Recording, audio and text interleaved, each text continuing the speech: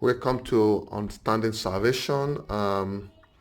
Today we will be continuing with the teaching in Understanding Salvation.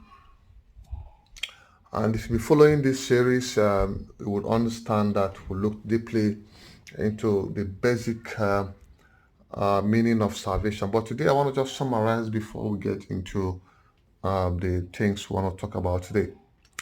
So, the first thing that I want us to have in the bottom of our heart is that the primary purpose for which God created man is that God the Spirit and the man in the Spirit would have relationship. So, relationship. Okay? So, this is the purpose of God, that God and man would have relationship. So everything that man does that does not fulfill this relationship is a deviation from purpose. Is a deviation from purpose. So the moment man leaves this relationship, then that man has been separated from his purpose in the plan of God.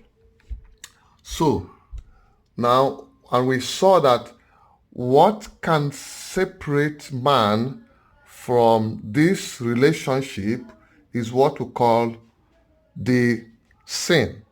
So this word sin is actually a failure of man to fulfill this purpose. So when you hear the word sin, it is man stepping out of the purpose of being in relationship with God. And that is what God hates. God sees the disobedience of man in keeping relationship with him as sin. And when that happens, that man is seen as dead. So that is why the Bible says that the wages of sin is death. Because when a man is disconnected from having relationship with God, that man automatically moves away into this frame, and this frame is the frame of death. Now you could think, okay, what is this death? This death is not the physical death or the death of the body. This death is the spiritual death, because this is spirit and this is spirit. So God is spirit and man is spirit. The moment the man leaves this spiritual relationship with God, he becomes dead in the spirit. And this is where the man can do anything without having conscience. He can cut off somebody's head without thinking that he did anything wrong. He can rape a child of 5 years without thinking that he did anything wrong. He can smoke and drink and be filled with alcohol without thinking that he is hurting himself. He can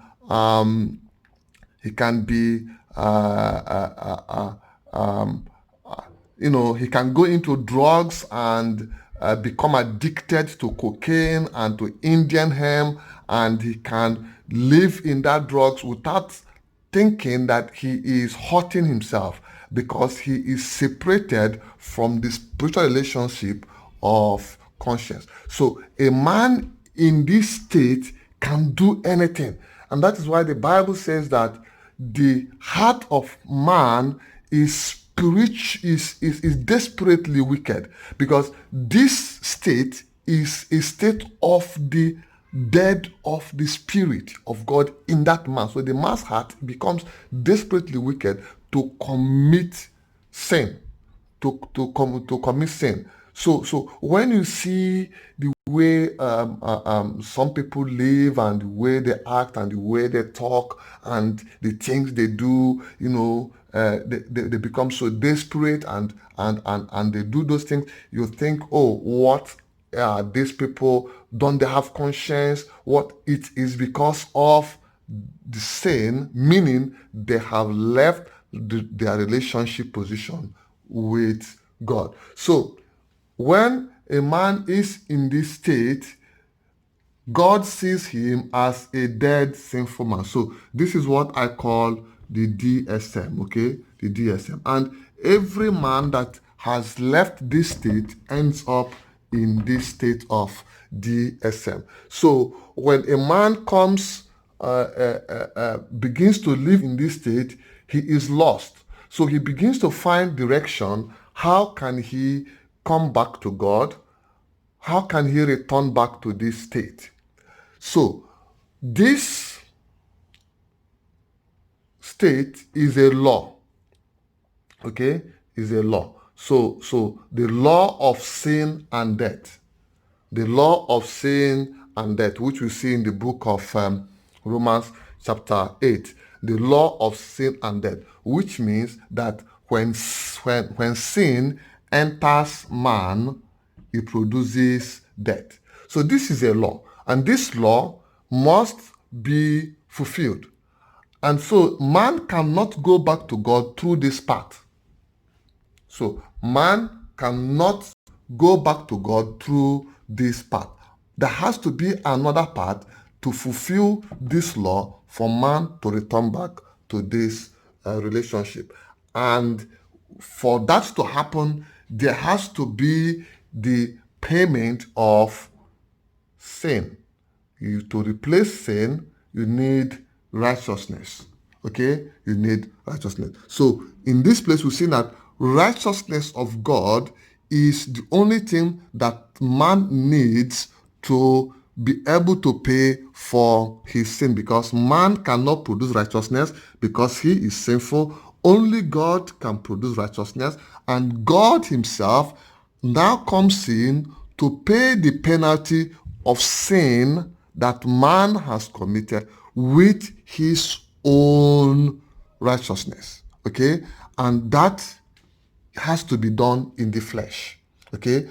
You cannot pay the penalty of sin in the spirit, because sin is committed in the flesh. So God paid the penalty of the sin of man in the flesh. And that is why the Bible says that he that knew no sin was made sin, because God took his son Jesus, made him flesh, and sent him to the world to die in the place of man. And that is how God became flesh, because the penalty of sin can only be paid in the flesh. So God has to die in the flesh so that he will pay the penalty of sin and return man back to himself. But the question for today is, how can God die in the flesh and still remain God?